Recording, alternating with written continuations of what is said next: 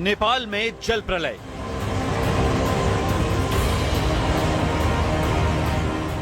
सैलाब ने उखाड़ फेंके पहाड़।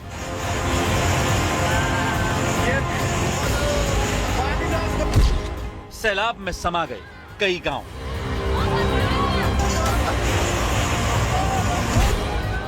बह गया 42 किलोमीटर लंबा हाईवे।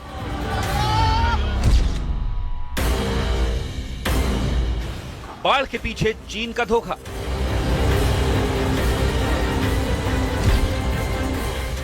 ऐसे खौफनाक दृश्य की कलेजा कांप जाए, ऐसी तबाही की दिल दहल जाए।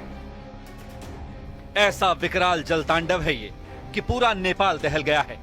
पहाड़ तोड़ सैलाब जैसे जैसे मैदान में आगे बढ़ रहा है, त्रासदी की मात्रा भय से भर रही है, क्योंकि नेपाल में आई विनाशकारी बाढ़ तेजी से भारत की सीमा का रुख कर चुकी है।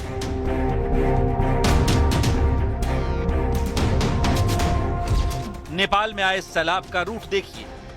यह बौखलाया दरिया चीन के कब्जे वाले तिब्बत से निकला। इसके बाद बाढ़ की नेपाल के रुसवा जिले में एंट्री होती है, जहां भोटेकोशी नदी बेकाबू हो जाती है। इसके बाद बाढ़ का पानी त्रिशूल नदी को आउट ऑफ कंट्रोल कर देता है। आगे बढ़कर बाढ़ नारायणगढ़ के गंडक नदी में मिलती है। फिर सिर्फ विनाश ही विनाश दिखाई देने लगता है। नेपाल के जिस जगह से ये जल तांडव मचा है, वो बिहार की सीमा पर वाल्मीकि नगर के करीब है। तिब्बत के जिस एपिसेंटर से ये सैलाब निकला है, वो वाल्मीकि नगर से महज 170 किलोमीटर दूर है। नेपाल में आई बाढ़ त्रासदी पर चीन की धोखेबाजी की कहानी भी सामने आई है। चीन नेपाल सीमा की सैटेलाइट से निगरानी करता है, लेकिन चीन ने वक्त रहते नेपाल को बाढ़ का अलर्ट नहीं दिया है। तिब्बत में झील से निकले सैलाब के पीछे क्या कुदरत नहीं ड्रैगन की कारस्तानी है? बाढ़ में डूब रहे नेपाल को लेकर बीजिंग से चौंकाने वाला क्या ऐलान हुआ है?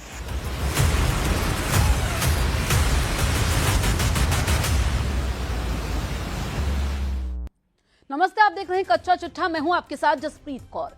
नेपाल में आई बाढ़ से भयानक तबाही हुई है, जबकि कई लोगों की मौत हो गई है। अभी भी सैकड़ों लोग लापता हैं, जिसमें भारतीय और विदेशी नागरिक भी शामिल है। नेपाल की सेना हेलीकॉप्टर से रेस्क्यू कर रही है, जिसमें 250 लोगों को बचाया गया है। नेपाल में आई त्रासदी के बाद पीएम मोदी ने नेपाल के पीएम से बात की है और हर संभव मदद का भरोसा दिया है। बुधवार सुबह तिब्बत की तरफ से भोटेकोशी नदी के जरिए नेपाल में सैलाब आया और नीचे उतरता गया। बाढ़ का पानी इतनी तेजी से आया कि लोगों को संभलने तक का मौका नहीं मिला।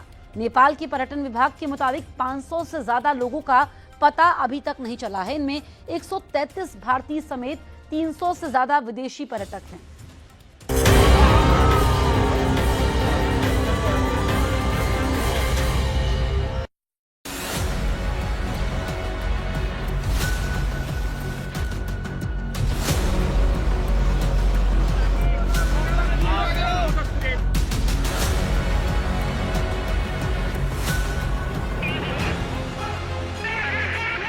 जैसे जल दैत्य जमीन पर उतर आया, जिसके सामने जो पड़ा,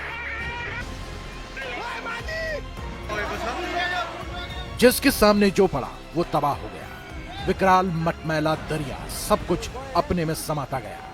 क्या घर, क्या पुल, क्या हाईवे, क्या पहाड़, नेपाल के जनसैलाब में सब कुछ तहस नहस हो गया। नेपाल में आई बाढ़ और उससे हुए भूस्खलन का सबसे भयावह दृश्य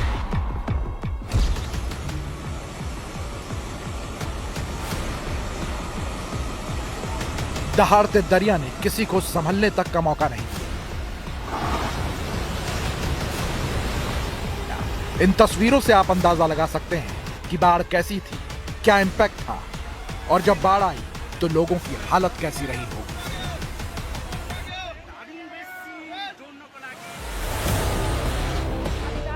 बाढ़ की कुछ तस्वीरें तो ऐसी बनी जब लोग अपना वीडियो बना रहे थे और अचानक बाढ़ कैमरे के फ्रेम में रिकॉर्ड हो गया और लोगों के बीच अफरा तफरी मच गई।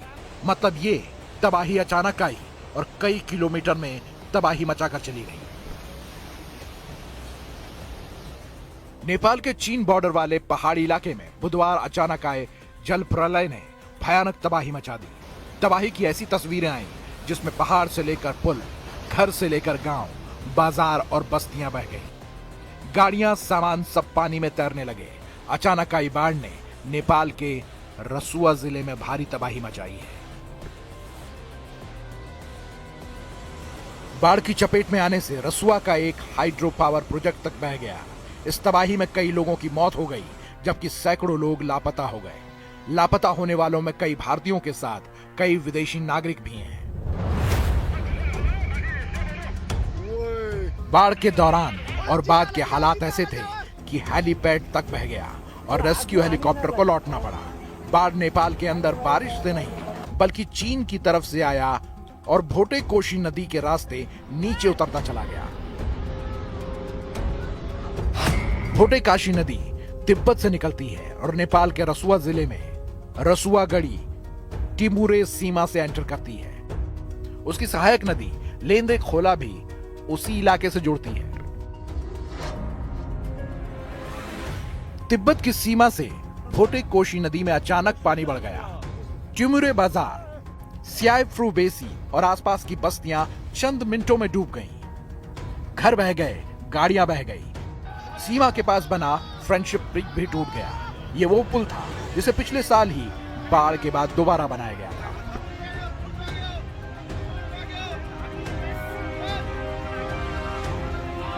बुधवार सुबह 9 बजे बाढ़ की एंट्री नेपाल में हुई, जब पानी भोटे कोशी में तिब्बत की तरफ से घुसा। पहला प्रहार टिमुरे बाजार, रसुआगढ़ी कस्टम इलाके में हुआ। इसके बाद फ्रेंडशिप ब्रिज, गाड़ियां, माल, पुलिस चौकी और सीमा बाजार बह गए। पूरा चाइना को डैम खुलेर आ रहेछ। 10 बजे के आसपास बाढ़ का पानी रसुआ जिले के स्याफ्रूबे पहुंचा, जहां गांव, सड़क, हाइड्रो प्रोजेक्ट और पुलिस पोस्ट तबाह हो गए।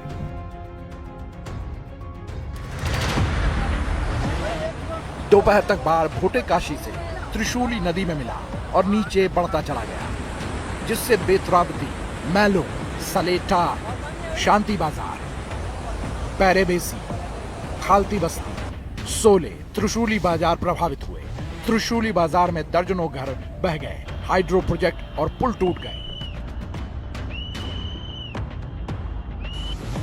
नेपाल के बाढ़ पूर्वानुमान विभाग को करीब 9 बजे सूचना मिली कि तिब्बत की तरफ से बाढ़ आ रहा है, लेकिन तब तक बाढ़ अपना कहर बरपा चुकी थी। बाढ़ से नेपाल में हाइड्रो पावर को बड़े नुकसान की बात सामने आई है। रसुआ और नावाकोटे जिले में कम से कम 13 हाइड्रो पावर प्रोजेक्ट प्रभावित हुए हैं। इसमें चालू और निर्माणाधीन दोनों परियोजनाएं शामिल हैं। बाढ़ आने के बाद कई दावे किए गए। एक वजह बताई गई कि तिब्बत में ग्लेशियर से बर्फ का चट्टान खिसकने से बाढ़ आई। बर्फ का चट्टान गिरने से नदी अस्थायी रूप से ब्लॉक हो गई और फिर अचानक टूट गई। कई रिपोर्ट में दावा किया गया कि ग्लेशियर झील के फटने से बाढ़ आई। कुछ रिपोर्ट में तिब्बत में हल्के भूकंप और लैंडस्लाइड का भी जिक्र है। मतलब अब तक की रिपोर्ट में जो दावा किया गया उसमें रसुआ के ऊपर तिब्बत नेपाल सीमा इलाके में लेंदे नदी को बाढ़ का सोर्स बताया गया। यह नदी भोटे कोशी की सहायक नदी है और रिपोर्ट की माने तो अचानक बर्फ का चट्टान लेंदे में गिरा। इससे नदी का बहाव अचानक रुक गया। ब्लॉकेज की वजह से पीछे काफी पानी जमा हो गया और इसके बाद प्राकृतिक रूप से बना अस्थायी बांध टूट गया। इसके बाद भोटे कोशी नदी में पानी का दबाव बढ़ गया, जिसने बाढ़ का रूप ले लिया। रसुआ में पिछले 24 घंटे में 7 मिलीमीटर से ज्यादा बारिश नहीं हुई। इसलिए बाढ़ की वजह स्थानीय बारिश नहीं बल्कि तिब्बत में ग्लेशियर झील फटने की भी आशंका जताई गई, जिसका पानी भोटे कोशी में आया। नेपाल में बाढ़ के बाद रेस्क्यू के लिए नेपाल की सेना, सशस्त्र पुलिस बल और नेपाल पुलिस को तैनात किया गया है। कई इलाकों में हेलीकॉप्टर से लोगों का रेस्क्यू किया जा रहा है। प्रभावित इलाकों में दूसरे जिलों से भी अतिरिक्त सुरक्षाकर्मी भेजे गए हैं। इन इलाकों में अतिरिक्त एम्बुलेंस और मेडिकल स्टाफ की तैनाती की गई है। नेपाल के प्रधानमंत्री बोरेन शाह ने नदी किनारे के निचले इलाकों में रहने वाले लोगों को तुरंत सुरक्षित जगह पहुंचाने के निर्देश दिए हैं। राहत और बचाव का काम तेजी से चल रहा है। आपदा प्रबंधन एजेंसी के साथ मेडिकल टीमें, स्काउट्स और रेड क्रॉस की टीमें मिलकर काम कर रही हैं। नेपाल में बाढ़ से हुए नुकसान पर प्रधानमंत्री मोदी ने दुख जताया है। उन्होंने नेपाल के प्रधानमंत्री बालेंद्र शाह से बात कर बाढ़ में जान गंवाने वाले लोगों के प्रति संवेदना व्यक्त की और हर संभव मदद का भरोसा दिया। प्रधानमंत्री बालेंद्र शाह से बात की और नेपाल में बाढ़ से हुई जानमाल की हानि पर संवेदना व्यक्त की। इस मुश्किल समय में भारत के लोग नेपाल में अपने भाई बहनों के साथ एकजुटता से खड़े हैं। भारत नेपाल को हर संभव मानवीय सहायता देने के लिए तैयार है। हमारी टीमें बचाव और राहत कार्य के लिए मिलकर काम कर रही हैं। उधर भारतीय नागरिकों की मदद और जानकारी के लिए काठमांडू स्थित भारतीय दूतावास ने आपातकालीन नंबर जारी किए हैं। प्रभावित लोग 977-985-131-6807 और 977-970-910-7500 पर संपर्क कर सकते हैं। नेपाल टूरिज्म बोर्ड ने भी मदद के लिए टोल फ्री नंबर 1234, हॉटलाइन 1144 और टूरिस्ट पुलिस नंबर 9851-289445 जारी किए हैं। नेपाल में आई बाढ़ का इंपैक्ट इतना ज्यादा है कि बिहार तक अलर्ट पर है, जिसके बाद बिहार के आपदा प्रबंधन विभाग ने गंडक नदी में फ्लैश फ्लड वेव आने की आशंका जता दी।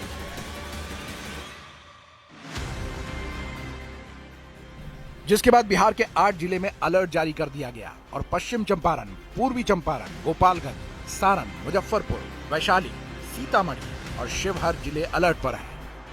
इसी वजह से बिहार प्रशासन ने गंडक नदी के किनारे वाले इलाकों में निगरानी बढ़ा दी। गंडक के जलस्तर में अचानक बढ़ोतरी की आशंका को देखते हुए प्रशासन को अलर्ट रहने, संवेदनशील इलाकों पर नजर रखने और जरूरत पड़ने पर लोगों को सुरक्षित स्थानों पर पहुंचाने के निर्देश दिए हैं।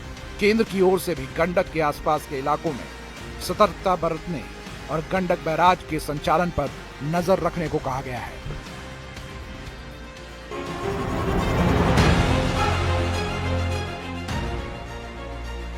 उधर इस संकट के वक्त में हैरान करने वाली तस्वीर भी सामने आई। नेपाल में बाढ़ के बीच बहकर आई गैस और लकड़ियां लूटने की होड़ मच गई। लोग जान जोखिम में डालकर गैस और लकड़ियां निकालने लगे। नेपाल में आई इस अचानक बाढ़ ने सिर्फ कई किलोमीटर के इलाकों को तबाह नहीं किया, बल्कि ये सवाल भी खड़ा कर दिया कि पहाड़ों में बदलते मौसम, ग्लेशियर घटनाओं के बीच ऐसी आपदाओं की पहले से सटीक चेतावनी कितनी जरूरी है। कुछ ही मिनटों में पानी का सैलाब बना, पुल, सड़क, घर और हाइड्रो पावर प्रोजेक्ट बह गए और अब नेपाल की इस तबाही का असर भारत के बिहार तक महसूस किया जा रहा है। यानी पहाड़ों से शुरू हुई ये आपदा अब नेपाल से निकलकर भारत के मैदानी इलाकों के लिए भी अलर्ट बन चुकी है।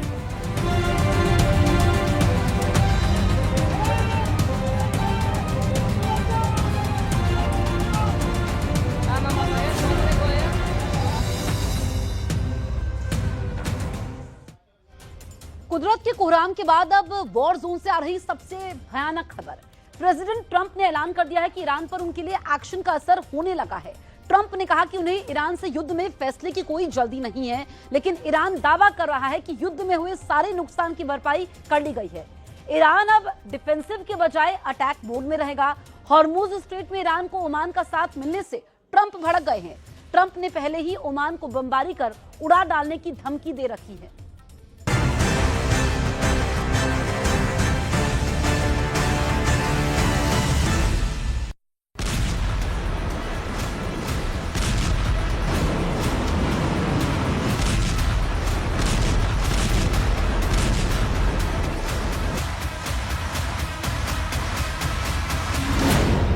ओमान ने ट्रंप को हमले के लिए भड़काया।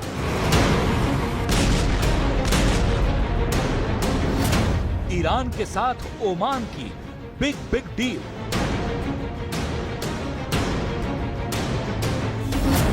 हॉर्मुज पर ट्रंप के दावे फुस। Iran champion. जो नहीं देगा टोल उसे छोड़ेगा नहीं ईरान। ما هم در مسیر ورود در واقع کامل سمت ما هست و هم بخشی از مسیر خروج در آبهای سرزمین جمهوری اسلامی ایران در واقع ये युद्ध अब ट्रंप के बस का नहीं रहा, क्योंकि अब न उनकी धमकी से कोई डर रहा है न ही उनके खौफनाक हथियारों का किसी को डर है। ईरान तो ईरान, ओमान जैसे देश ट्रंप को भाव देने के लिए तैयार नहीं है, जबकि ट्रंप ने कह रखा है कि अगर ओमान ने ईरान से दोस्ती की तो उसे बम से उड़ा डालेंगे। मगर ओमान ने हॉर्मूज पर ईरान की साइड ले ली है।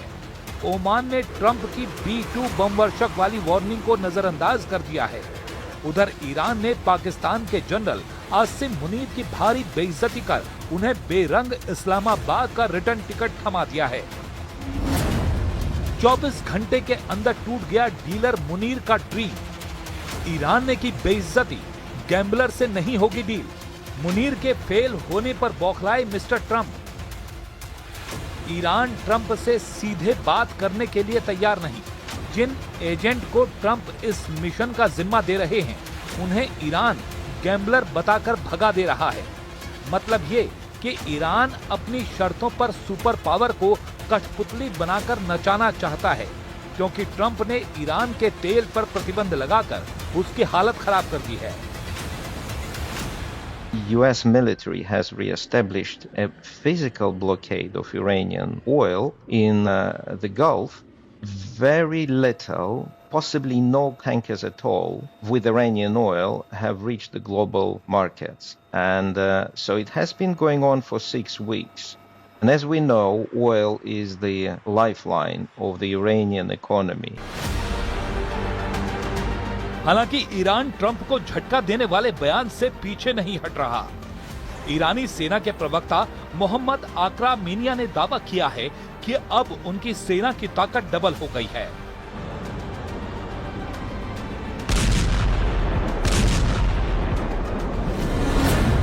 ईरान मिलिट्री के मुताबिक अमेरिका के हमलों के खतरे से बचाने के लिए डिफेंसिव पोजीशन के बजाय अब अटैकिंग पोजीशन की तैयारी कर ली गई है। ईरान ने युद्ध के आखिरी दौर में कई प्रीएम्प्टिव ऑपरेशन किए और जॉर्डन में यूएस बेस पर ईरानी हमला यूएस हमलों के लिए एक असरदार रोकथाम थी। आकरा मीनिया ने दावा किया है कि अगर कोई अमेरिकी सैनिक ईरान में घुसता है और उसे पकड़ा जाता है तो उनकी सरकार उसे फाइनेंशियल इनाम देगी। ईरान ने युद्ध में हुए इंफ्रास्ट्रक्चर को हुए नुकसान की पूरी भरपाई कर ली है। 6 महीने से जारी युद्ध में अब ईरान नए मिलिट्री इक्विपमेंट से लैस है।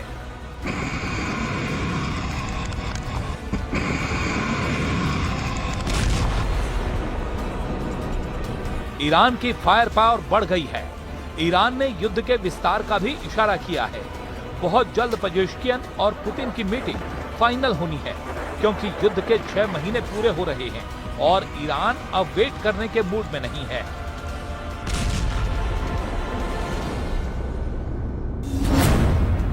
छह महीनों से युद्ध, 6 के 6 महीने ईरान पड़ा भारी। लेकिन 7वां महीना ट्रंप जीतेंगे या बचेगा ईरान?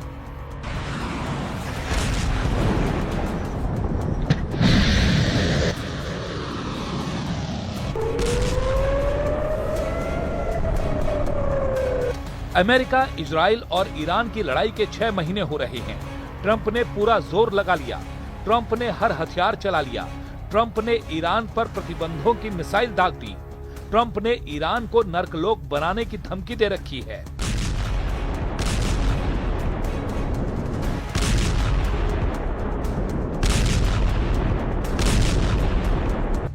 लेकिन ईरान उतना ही मजबूत बना हुआ है। ईरान उतना ही खूंखार बना हुआ है। ईरान उतना ही अजेय बना हुआ है जितना फरवरी 2026 में था।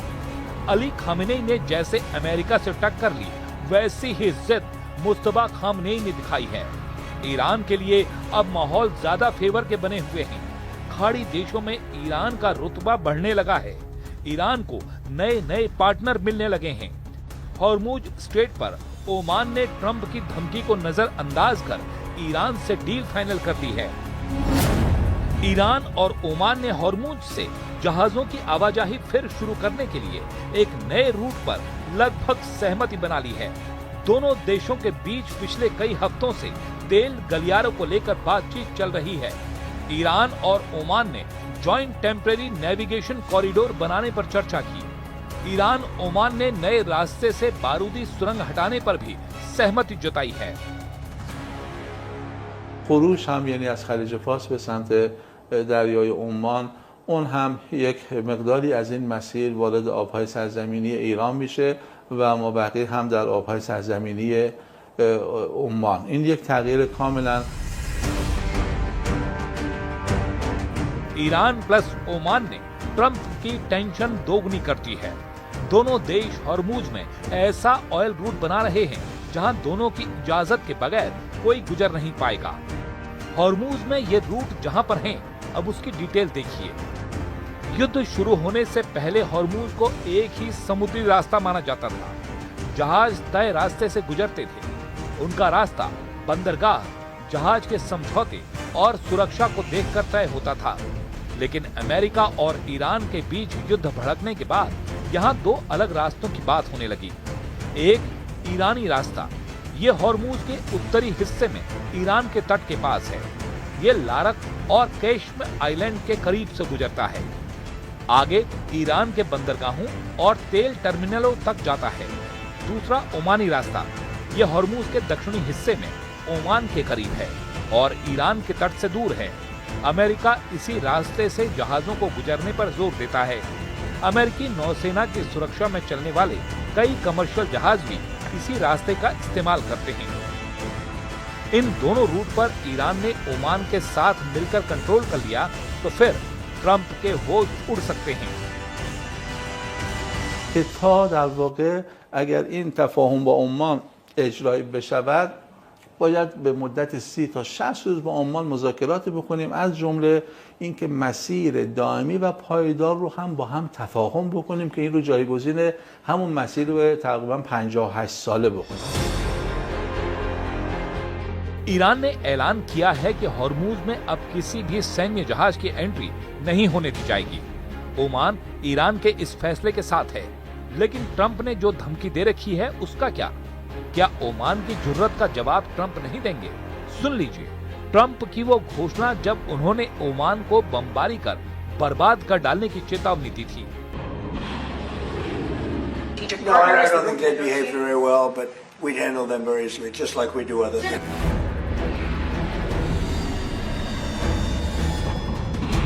इस बीच अमेरिका ने खौफनाक मिसाइल को वॉर में टेस्ट करने के सिग्नल दिए हैं। अमेरिकी नौसेना ने AIM-424 long range air to air missile मेलिस का फर्स्ट लुक रिलीज किया है। ये हवा से हवा में मार करने वाली मिसाइल है, जिसे जंगी जेटों पर तैनात करने के लिए बनाया गया है। अमेरिकी मिसाइल पावर के मामले में चीन की PL-15 मिसाइल कोसों आगे मानी जा रही है। पहली बार मेलिस मिसाइल को नेवादा में टेलहुक कन्वेंशन में प्रदर्शित किया गया था। AIM-424 मेलिस मिसाइल 250 समुद्री मील यानी 463 किलोमीटर से ज्यादा दूरी के टारगेट को तबाह कर सकती है। इसे खास तौर पर घात लगाने के लिए डिजाइन किया गया है। ईरान पर अमेरिकी फोर्स विस्फोटक हथियारों की लॉन्चिंग के लिए रेडी है, मगर फिलहाल ट्रंप ईरान पर हमले का ऑर्डर नहीं दे रहे, क्योंकि वो खाड़ी देशों में अपनी टीम को सॉलिड बना रहे हैं। ट्रंप ने सीरिया से सपोर्ट के लिए उसे अपनी बेड लिस्ट से बाहर कर दिया है। अमेरिका ने अब दुश्मनों की लिस्ट में सिर्फ 3 देशों को रखा है। ट्रंप की state sponsors of terrorism list में अब सिर्फ 3 देश हैं। पहला ईरान, दूसरा क्यूबा और तीसरा किम जोंग उन का उत्तर कोरिया। अमेरिका के कट्टर विरोधी देशों की इस फहरिस्त में अब उन देशों की भी गिनती की जाएगी जो ईरान को मदद पहुंचा रहे हैं। ट्रंप ने ईरान के खिलाफ नए आर्थिक बैन लगाने के साथ उन देशों को धमकी दी है जो ईरान से कारोबार करते हैं। जाहिर है जिसने भी ट्रंप की बात नहीं मानी उस पर वो फायर होंगे, लेकिन चीन और रूस ट्रंप की धमकियों को सीरियसली लेने के मूड में नहीं दिख रहे। पजेश्कियन और पुतिन के बीच होने वाली मीटिंग इसका प्रमाण है। पुख्ता तौर पर यह भी ट्रंप को पता है कि ईरान से युद्ध में उनकी जीत अब नामुमकिन हो चुकी है, इसलिए विनाशकारी हथियारों की टेस्टिंग की नौबत आती दिख रही है।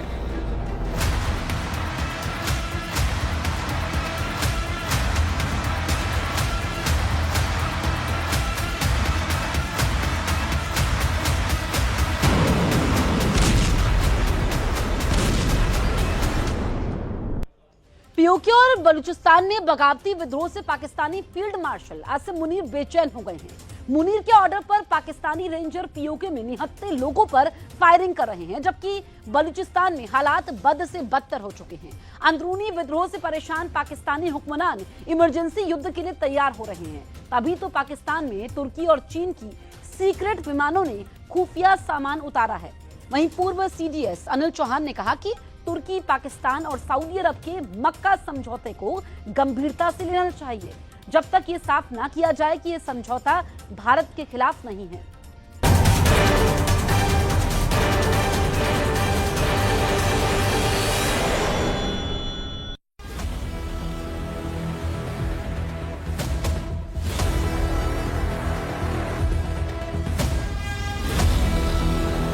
पाकिस्तानी फील्ड मार्शल आसिम मुनीर और पाकिस्तान का कठपुतली पीएम शहबाज शरीफ डोनाल्ड ट्रंप की चापलूसी करने में कोई कसर नहीं छोड़ते, लेकिन लाख कोशिशों के बाद भी फेल हो जाते हैं।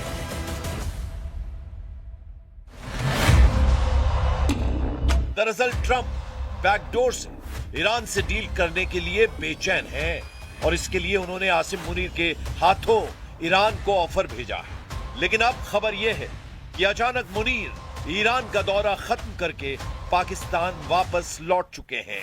खबर यह मिल रही है कि मुनीर ने ईरान के सामने कुछ सीक्रेट ऑफर रखे जिन्हें ईरान ने ठुकरा दिया। सबसे बड़ा झटका तो तब लगा जब आसिम मुनीर की ईरान के सुप्रीम लीडर से मुलाकात की कोशिश पर पानी फिर गया और 2 दिन का दौरा करीब 1 दिन में ही खत्म हो गया।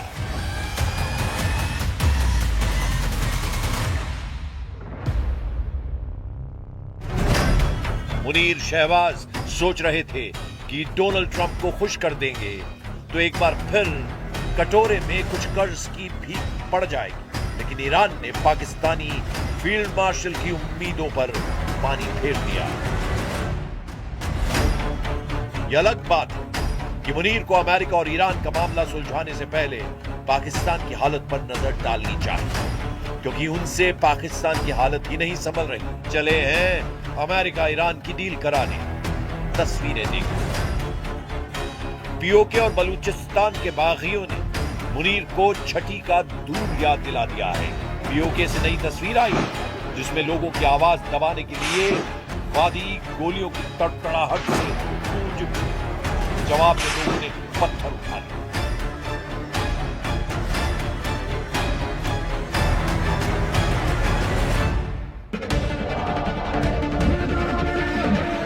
दरअसल फायरिंग से पहले पीओके में प्रदर्शन हो रहा था, सड़कों पर टायर जल रहे थे और लोग मुनीर की सेना के खिलाफ नारे लगा रहे थे। रावला कोट में भी मुनीर एंड कंपनी के खिलाफ जमकर नारेबाजी हुई, जिसे तानाशाही माइंडसेट वाला पाकिस्तानी सेनाध्यक्ष भला कैसे बर्दाश्त करता। देखते ही देखते मामले ने तूल पकड़ लिया और पाकिस्तानी रेंजर्स ने लोगों की आवाज को दबाने के लिए गोलियों की तड़तड़ाहट से पूरे इलाके को दहला दिया।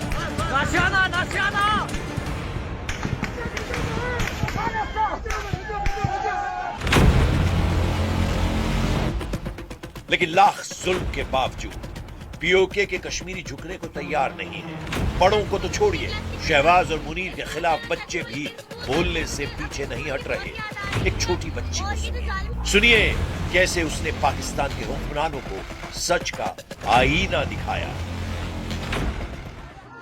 मैं 3 क्लास की तुलबा हूँ। मैं स्कूल जाना चाहती हूँ लेकिन स्कूल बंद है। मुझे अपने स्कूल की बहुत याद आ रही है और ये जो जालिम हुक्मरान है क्या हमें दहशतगर्द बोलते हैं। क्या मैं भी दहशतगर्द हूँ? वो जो आपने कोटली में 2 साल की बच्ची मारी थी, क्या वो भी दहशतगर्द थी? अब जो भी नई तारीख शुरू करते हैं आप उसको दहशतगर्द का लक़ब दे देते हैं। जो बाहर के लोग हैं मैं उनको ये कहना चाहती हूँ कि आप प्लीज हमारी आवाज उठाएं। शुक्रिया।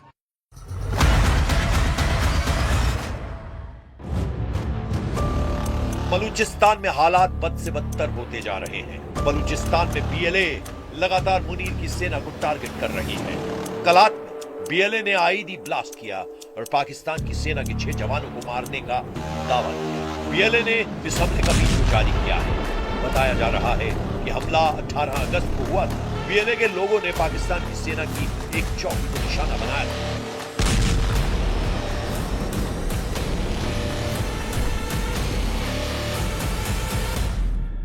हम हमने सिर्फ अपना हक मांगा था, जिसे आप लोगों की अदालत में दहशतगर्दी समझा जाता है। आप लोग हमें राशन नहीं पहुंचाएंगे तो क्या हम भूखे मर जाएंगे? रिस्क का वादा अल्लाह ताला ने किया है और वही हमें रिस्क देगा। जो पत्थर में कीड़े को रिस्क दे सकता है वो हम कश्मीरियों को भी रिस्क दे देगा। और अपने हुकूक मांगना अगर दहशतगर्दी है तो हाँ, हम हैं दहशतगर्द। अब हमारी यूनिवर्सिटी CMH हमें सऊदी अरबिया वालों ने बना के दिया है, बॉयज डिग्री कॉलेज हमें दुबई वालों ने बना के दिया है, जिसपे इनकी गंदी रेंजर्स ने कब्जा किया हुआ है। हम किधर जाएं कश्मीरी? इस बीच खुर्रम में हुए हमले, धमाकों और फायरिंग के बाद बलूचिस्तान में अगले 24 घंटे के लिए अलर्ट जारी किया गया है। अलर्ट में कहा गया है कि अगले 24 घंटे बलूचिस्तान के लिए संवेदनशील हैं। दरअसल मुनीर की सेना बलूचिस्तान के लोगों को परेशान करने का मौका नहीं छोड़ रही है। लोगों को टॉर्चर किया जाता है, जो आवाज उठाते हैं उनको गायब कर दिया जाता है। हालात ये हैं कि पाकिस्तान की संसद में मौजूद कुछ नेताओं ने शहबाज सरकार से अपील की कि वो बलूचिस्तान के लोगों पर रहम करें।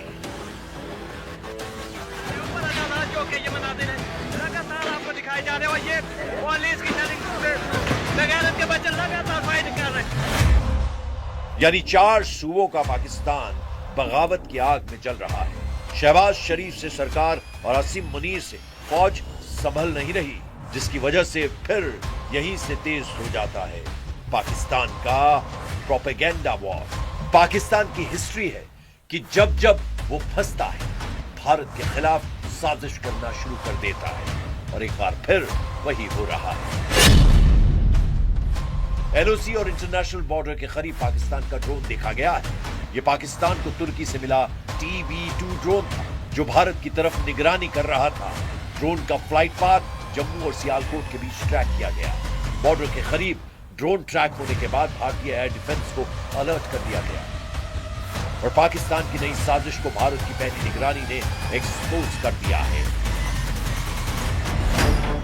दरअसल पाकिस्तान के एयर स्पेस में 19 से 21 अगस्त के बीच 60 घंटे के दौरान तुर्की और चीन के मिलिट्री प्लेन्स उड़ान भरते नजर आए। यही नहीं, ये मिलिट्री प्लेन कई बार पाकिस्तान के स्ट्रेटेजिक तौर पर अहम एयरबेस पर इतने कम समय में इतनी बड़ी संख्या में मिलिट्री प्लेन्स की लगातार उड़ान पाकिस्तान के एयर स्पेस में रहने वाले सामान्य मिलिट्री एयर ट्रैफिक से हटकर नजर आए। इससे पहले इस लेवल पर मिलिट्री एक्टिविटी पाकिस्तान में लंबे समय से नहीं देखी। ऐसे में सवाल उठ रहे हैं कि क्या तुर्की और चीन के इन मिलिट्री प्लेन्स के जरिए ड्रोन और दूसरे हथियार पाकिस्तान पहुंचाए गए, क्योंकि दावा किया जा रहा है कि तीनों अड्डों पर चीन और तुर्की के मालवाहक विमानों का 60 घंटे के दौरान आना जाना जारी रहा। तुर्की और चीन से पहुंचे मिलिट्री प्लेन पाकिस्तान में रावलपिंडी के पास नूर खान एयरबेस पर उतरे। इसके अलावा कराची के मसरूर एयरबेस पर भी मिलिट्री प्लेन लैंड हुए और चकवाल में मुरीद एयरबेस पर भी प्लेन लैंड होने की खबर है। इसके अलावा तुर्की की तरफ से C-130 हरक्यूलिस और A-400 एटलस विमानों से सामान पहुंचाया गया। इनकी कई उड़ानों को सैन्य कॉल साइन के साथ ट्रैक किया गया। चीन की तरफ से Y-20 ट्रांसपोर्ट विमान से सामान आया। विमानों में क्या था इसकी कोई जानकारी नहीं दी गई है। सिर्फ कयास है कि पाकिस्तान में ड्रोन और एंटी ड्रोन सिस्टम सप्लाई किए गए हैं और ड्रोन की सप्लाई रात के अंधेरे में की गई ताकि सैटेलाइट ट्रैकिंग से गतिविधियों को छिपाया जा सके। और यह किसी से छिपा नहीं है कि घर में सुई तक नहीं बना पाने वाला पाकिस्तान किस हद तक हथियारों के लिए चीन पर निर्भर रहा है। और पिछले साल ऑपरेशन सिंदूर के बाद चीन ने माना भी था कि उसने पाकिस्तान की मदद की थी। अब जो नई खेप आई है उसमें AI गाइडेड केमान के क्रूज मिसाइल, बारखता TB2 और अंकेसी ड्रोन शामिल हैं। इनके अलावा तुर्की ने पाकिस्तान के F-16 लड़ाकू विमानों को अपग्रेड करने में भी मदद की है। बारखता TB2 निगरानी और हमला दोनों में इस्तेमाल होता है। करीब 24 घंटे उड़ान भर सकता है। करीब 150 किलोमीटर कम्युनिकेशन रेंज और लेजर गाइडेड हथियार ले जा सकता है। अंकेसी ड्रोन TB2 से बड़ा और ज्यादा ताकतवर है। करीब 1.3 टन पेलोड ले जाने में सक्षम है। 24 घंटे से ज्यादा उड़ान की क्षमता है और भारी हथियार ले जाने में सक्षम है। जबकि किमान के क्रूज मिसाइल जिसमें AI से टारगेट पहचानने की क्षमता है। यह मिसाइल ड्रोन से भी लॉन्च की जा सकती है। किमान के 1 की रेंज करीब 200 किलोमीटर बताई जाती है। यह मिसाइल जमीन और समुद्र के टारगेट पर हमला कर सकती है। अब पाकिस्तान में जिस तरह तुर्की के मिलिट्री प्लेन उतरे, उसे 7 अगस्त को मक्का में तुर्की और सऊदी अरब के साथ हुई पाकिस्तान की डील से भी जोड़ा जा रहा है, जिसके तहत किसी तीसरे देश का हमला होने पर एक दूसरे की मदद करने पर सहमति बनी है। हालांकि इससे पहले ऑपरेशन सिंदूर के दौरान भी तुर्की पाकिस्तान को ड्रोन की सप्लाई कर चुका है। इसके बाद दोनों देशों के बीच डिफेंस डील में तेजी भी आई है। So I think that has got major security implications for India. Unless the fact says that it is not against India, we must assume that it is against India. Drone, navy से जुड़े system और plane की तकनीक में दोनों देशों के बीच समझौते हो चुके हैं। इसी साल मई में पाकिस्तानी एयरफोर्स के चीफ ने तुर्की में मिलिट्री डील को लेकर हाई लेवल मीटिंग की थी, जिसके बाद दोनों देशों के बीच फाइटर जेट्स को लेकर भी डील पर बात हो चुकी है।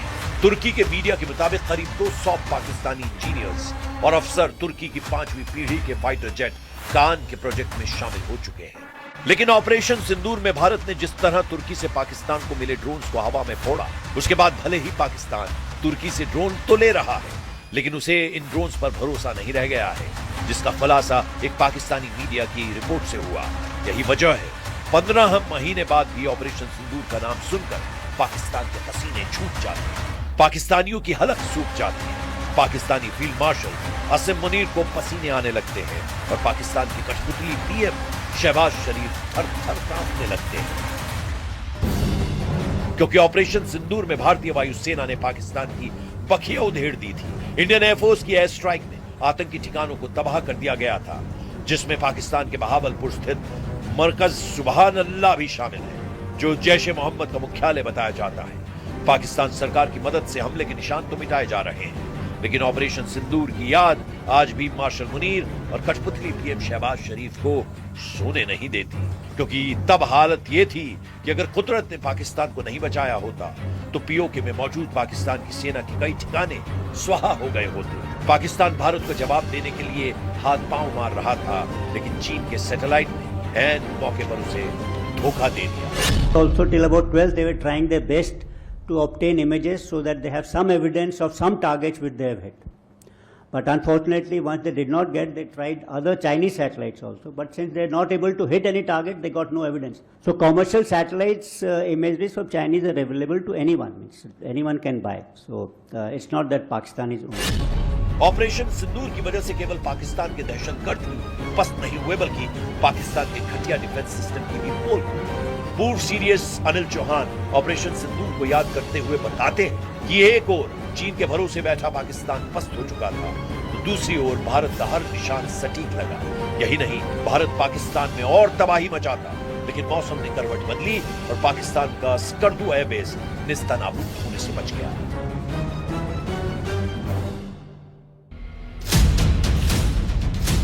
एक बार फिर पाकिस्तान ने भारत को उकसाने की कोशिश करके गलती कर दी है, लेकिन ये मोदी का नया भारत है, चुप नहीं रहता, तुरंत जवाब देता है। कुछ दिनों पहले इस्लामाबाद में पाकिस्तान ने भारतीय हाई कमीशन की सिक्योरिटी से खिलवाड़ करने के लिए वहां लगे कुछ स्ट्रक्चर को हटा दिया, तो भारत ने दिल्ली में पाकिस्तानी हाई कमीशन के बाहर बुलडोजर चलवा दिया। भारत के तेवरों से साफ है कि अगर इस बार पाकिस्तान ने कोई गलती की तो पहले से ज्यादा मार पड़ने वाली है, और पाकिस्तान भी ये जानता है कि वो कितनी भी तैयारी कर ले, कितना भी फर्जी माहौल बना ले, कितने भी हथियार जुटा ले, भारत से भिड़ने पर उसका पिटना तय है, क्योंकि ऑपरेशन सिंदूर में पाकिस्तान ही नहीं, पूरी दुनिया भारत के घातक हथियारों और भारत के मजबूत एयर डिफेंस का लोहा मान चुके हैं।